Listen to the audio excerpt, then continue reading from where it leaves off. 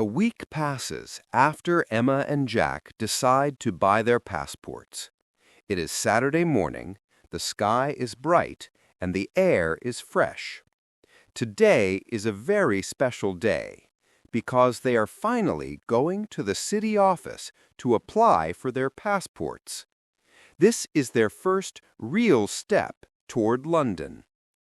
Both of them feel nervous, excited, and a little scared at the same time. Jack arrives near Emma's house early. He is holding a folder with ID cards, photos, and documents inside. Emma comes out of her house holding the same thing. "Good morning, Jack. Ready?" "I think so. I checked my documents 10 times. Same. I'm so nervous." "Me too. But we can do this." They walk together toward the bus stop. The street is quiet, and the morning sun shines on the buildings. For a moment, they walk silently, both thinking about the same thing. This is the beginning of something big. At the city office. When they arrive, there is already a long line of people waiting. Some are standing with their children, some with friends, some alone. Everyone seems to be in a hurry. Emma and Jack get into the queue. "There are so many people." "Yeah, I hope we don't wait for 2 hours." "If we wait, we wait. Today we get our passports." Emma smiles.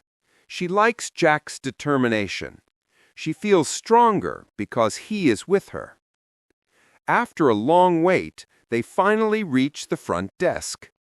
A woman behind the desk looks at them. "Next, please."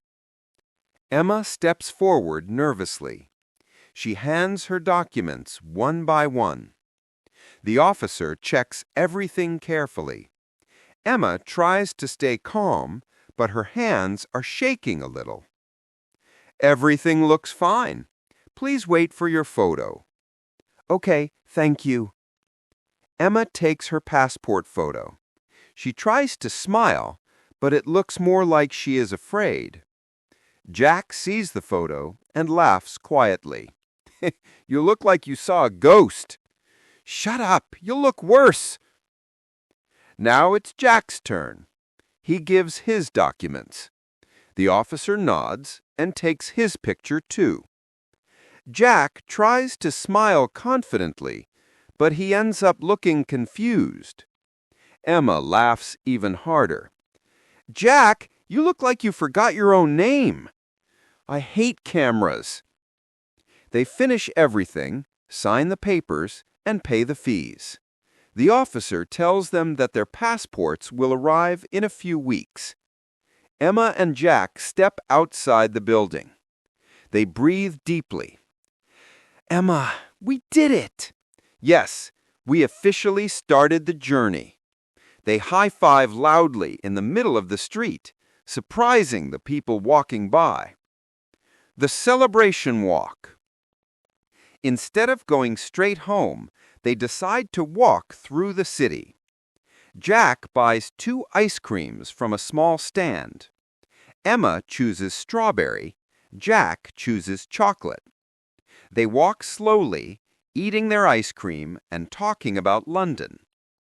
"When we get our passports, it will be real." "Yes, no turning back after that."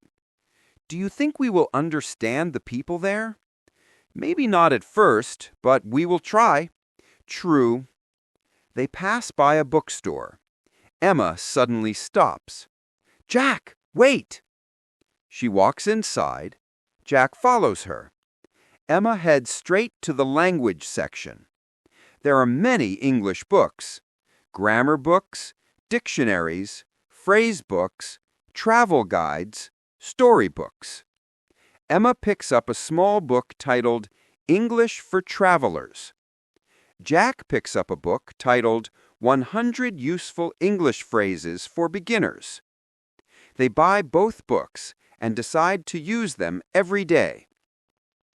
The motivation returns, stronger than ever. They continue walking and arrive at a small park. They sit on a bench under a big tree. The wind is soft. Children are playing. Birds are chirping. Everything feels peaceful. Emma opens her new book and reads a phrase. "Excuse me, can you help me?" Jack listens. He repeats after her. Then he reads from his book. "Where can I find the bus stop?" They practice like this for 20 minutes, taking turns reading phrases. They feel like they are already in London, talking to real people. Jack closes his book and says, "Emma, we have come so far." "Yes, and there is still more to do. But we're doing it. We didn't give up. Because it's our dream." For a moment, they just sit quietly, enjoying the feeling of progress. The big revelation. Suddenly, Emma remembers something important. Very important. She takes a deep breath. "Jack, I have to tell you something." "What is it?" "I checked the flight prices again last night. And they are going down, slowly. If they keep going down like this, we can buy the tickets in 2 months." "Are you serious?" Emma nods. Jack jumps off the bench and starts walking in circles like he's full of electricity. 2 months! 2 months, Emma! That's nothing! "I know. I checked 5 times. The prices are lower this week." "Emma, we're really going. Really going." Emma stands up too. "Jack, London is waiting, and we're coming." They both laugh loudly, unable to control their excitement. The end of the day. It gets late, and the sky starts turning orange. They walk to the bus stop together. Before getting on separate buses, they stand there silently for a moment.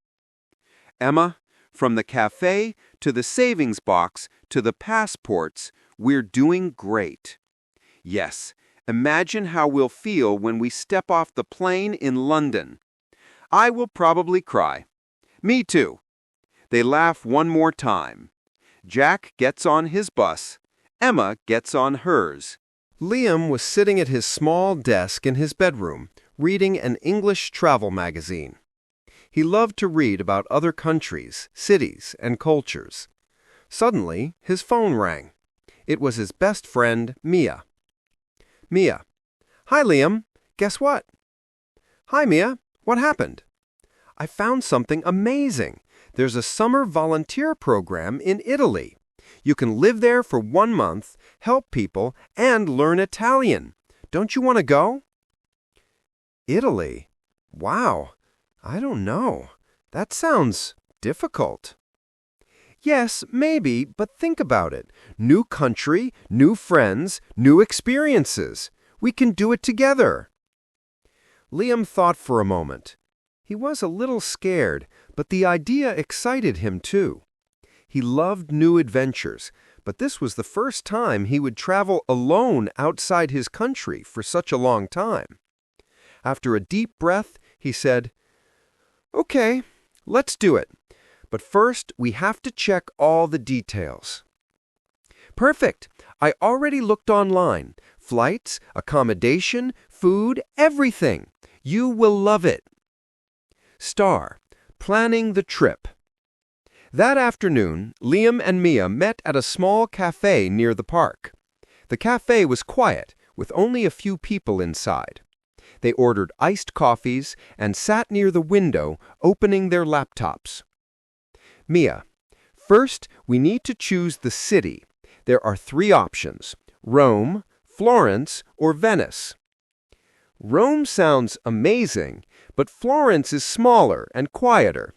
Venice is romantic, but it might be difficult to live there for a month." "I think Florence is perfect. Not too big, not too small, and we can visit other cities during weekends." "Okay, Florence it is." Next, they looked for flights. Look, flights in July are cheaper. We can leave on July 10th and come back on August 10th. Great, but we have to check if the volunteer program accepts these dates. They wrote all the information in their notebooks: flight times, costs, program rules, accommodation details. The cafe became their planning headquarters. People passing by might have thought they were business professionals preparing an important project.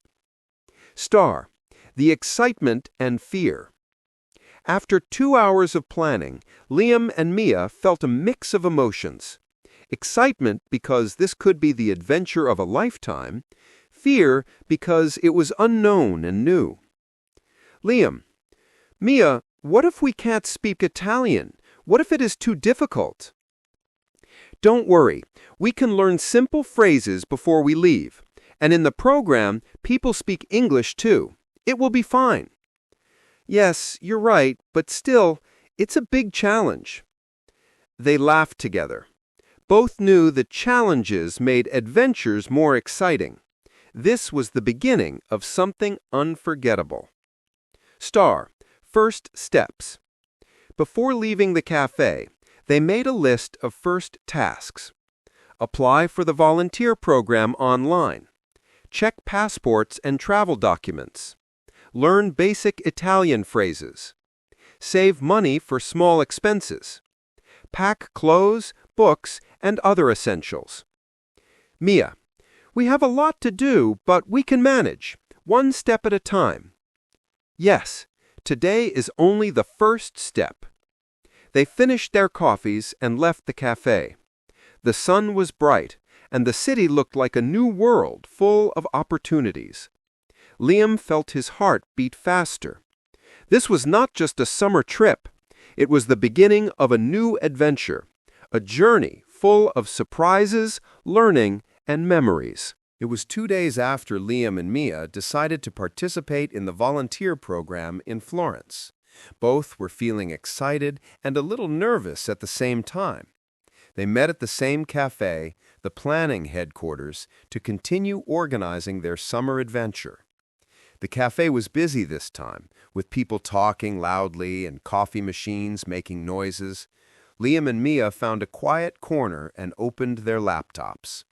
They wanted to finalize the travel arrangements and make sure everything was ready. Mia, okay, first step, flights. I checked again online. There's a direct flight from our city to Florence, but it's expensive. There is another flight with a stop in Milan, which is cheaper. The direct flight is faster, but I think the stop is okay. We will save money, and one stop is not too bad. Exactly. So let's book the Milan stop flight.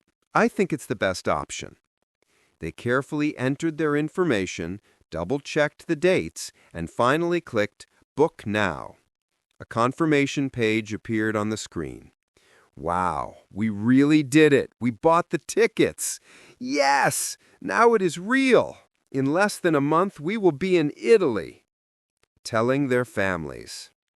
After booking the tickets, Liam and Mia knew they had to tell their parents. This part was more difficult than booking flights. Liam called his mother first. Mom, I have something important to tell you. What is it, Liam? I'm going to Italy for a volunteer program this summer, 1 month. I will live there and help people. There was a pause on the other side. Italy? 1 month? Are you sure? How will you manage? Yes, I am sure. Mia and I are going together. We have everything planned. I will learn Italian phrases, and the program is safe. Okay, but promise me you will be careful. I promise, Mom. Thank you. Mia had a similar conversation with her father. Her father was worried at first, but when Mia explained the program, he smiled. Father, it sounds like an amazing experience. You will learn, meet new people, and see a new country. I am proud of you. Thank you, Dad. I won't forget it. Learning basic Italian. After the calls, Liam and Mia started learning basic Italian phrases. They wrote lists in their notebooks and practiced aloud. Some of the phrases they practiced were Buongiorno, good morning. Grazie, thank you. Dove è la stazione? Where is the station?